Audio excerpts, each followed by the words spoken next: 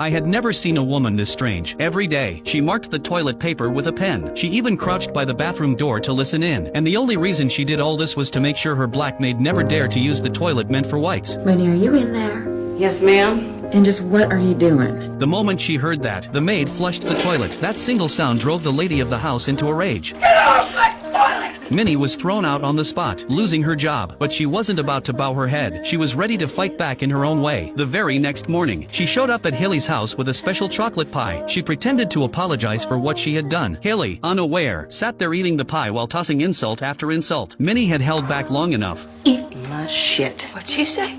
I said eat my shit.